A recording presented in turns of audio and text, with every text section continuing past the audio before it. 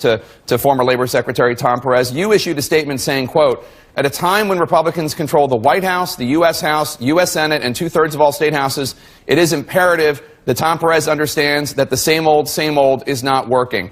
So, Senator, did the same old win? Well, look, Keith ran a great campaign.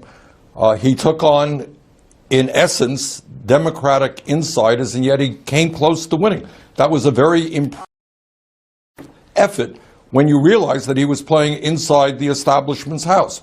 But right now, I think Tom Perez, who was a very, very good Secretary of Labor, has a real opportunity in his hands, and I hope he seizes it. And that is to understand that, in fact, the way the Democratic Party has been run for decades has not worked. We need a total transformation. We've got to open up the party to working people, to young people, and make it crystal clear that the Democratic Party is going to take on Wall Street. It's going to take on the greed of the pharmaceutical industry. It's going to take on corporate America that is shutting down plants in this country and moving our jobs abroad.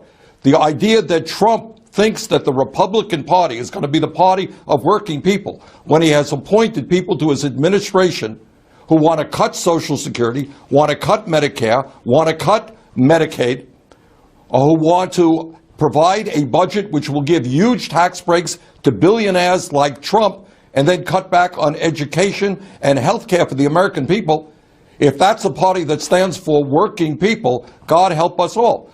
So I think our job now is to rally the grassroots to take Trump on and to fight for a progressive agenda. Well, you saw President Trump's tweet suggesting that the system was rigged against Keith Ellison in the same way that the DNC system was rigged against you in the primaries. Does he have a point?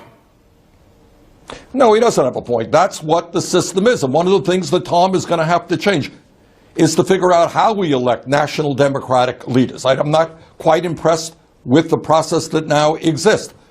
But the bottom line here right now is that yesterday, among other things, there were 150 rallies all across this country, most of them in front of Republican congressional offices, where citizens of this country are telling their members of Congress, have the guts to come out and meet with us, explain to us why you're going to repeal the Affordable Care Act, throw 20 million people off of health insurance, do away with pre-existing conditions. Don't hide. Don't simply run to your wealthy campaign contributors. Talk to your constituents.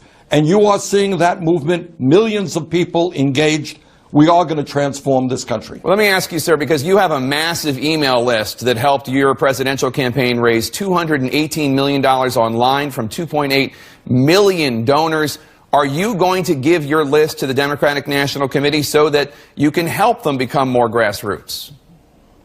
We are going to do everything that we can, and we have started that progress to transform the Democratic Party into a party that stands up for working families. And we have and we will strongly support those candidates who are going to take on the issues of income and wealth inequality. They're going to take on the greed of the pharmaceutical industry.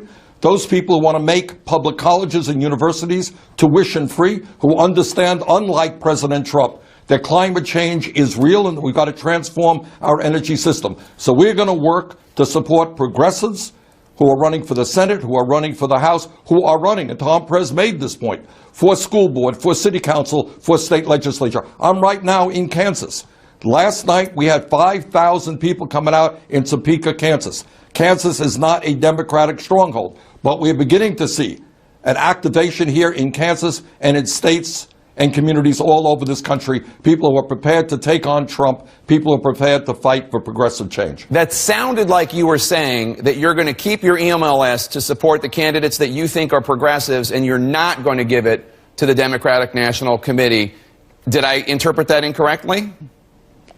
Well, where we are right now is that we are going to support and have supported, and will continue to support those candidates who have the guts to stand up for working families and take on the big money interests, the people around Donald Trump. You know, Jake, when you talk, when President Trump talks about being the party of working people, man, he has certainly put together an administration of working people. He has more billionaires, more millionaires in his cabinet and his administration, any president in history. He has appointed people who are going to decimate the needs of the elderly, the children, the sick, and the poor. So what we are going to do is support those candidates who have the guts to stand up to the 1% and fight for the 99%. Okay, I think my interpretation was correct, but let's talk about that you're talking about right now. President Trump said at CPAC on Friday that he likes you because he says you are right on trade. And take a listen to what the president's top advisor, Steve Bannon, had to say about the Trans-Pacific Partnership, that trade deal with Asian countries that you vehemently opposed. I think one of the most pivotal moments in modern American history was his immediate withdrawal from TPP. That got us out of a trade deal and let our sovereignty come back to ourselves.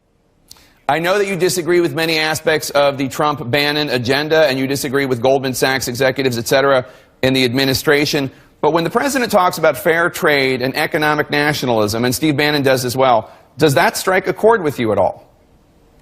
Well, what strikes a chord with me, and I have been on this issue well before President Trump was, we have had a series of trade agreements in this country, NAFTA, CAFTA, PNTR with China, and the TPP, that were written by big money interest to the detriment and the harm of working people. We have lost millions of decent paying jobs over the last 25 years through trade agreements that were written by corporate America that benefited corporate America. So the devil is in the details as to what Trump is going to do. What we need is a fair trade policy, not an unfettered free trade policy. Trade is a good thing, but it has got to be fair to the American workers, not just the CEOs of large multinational corporations. Senator Bernie Sanders joining us from